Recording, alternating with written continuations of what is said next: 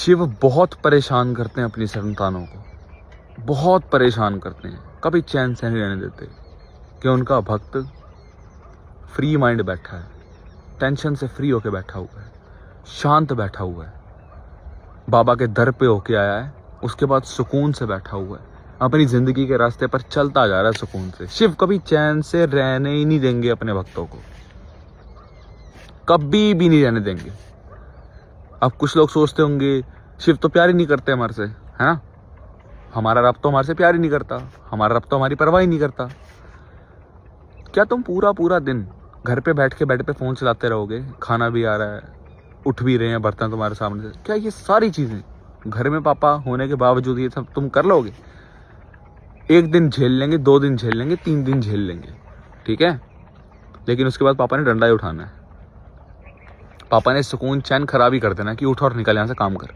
समझ रहे हो ना? अगर हमारे को सिर्फ दुनिया में मतलब माँ की कोख से बाहर लाने वाला इंसान हमारा बाप कहलाता है, ठीक है, तो जिसने पूरे युग को बनाया है उससे बड़ा कौन फिर? और वो हमें कैसे चैन से रहने देगा? पापा को देखा कभी फ्री माइंड? बाप का ही बाप कोई होगा, दादे से ऊपर भी कोई होगा, राइट?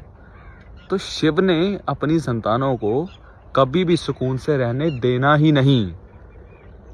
शिव का काम ये नहीं था कि गणेश जी को जैसे उन्होंने अपनी संतान माना, ठीक है, और उनका रोल वहीं पे खत्म हो गया कि बस ठीक है मेरी ये संतान थी और दैट्स इट। नहीं, पूरे युग का जिम्मा आज भी, पूरे युग की रिस्पॉन्सिबिलिटी आज भी शिव और गौरा माँ ले रहे हैं अपने सर पे। लेकिन जो उनकी असली भक्त है ना, वो डीपली सोच पाएंगे इस चीज को, तब समझ पाएंगे कि मैं बोल क्या रहा हूँ। माँ बाप कभी भी अपने बच्चों का बुरा नहीं होने देंगे, ना वो चाहेंगे कि ये फ्री बैठा रहे, यहाँ से खड़ा हो, काम पर निकल, काम कर, छितर पड़ेंगे वरना।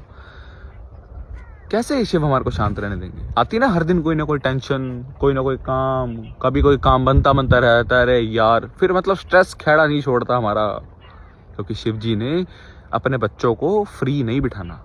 बस ये सोच लेना, दिक्कत परेशानी दिमाग से नहीं जा रही ना, उसका रीजन भी शिव है। कहते हैं ना कि जब हम किसी इंसान से प्यार करते हैं उसकी बुरी आदतें भी अच्छी लगती हैं, तो वो तो तेरा बाप है, पूरे युग का बाप है।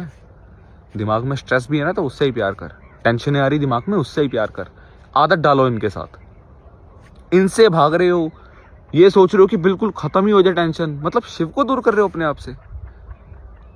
पॉइंट ऑफ व्यू चेंज किया तेरे दिमाग का मैंने, थोड़ा विजन थोड़ा चेंज किया।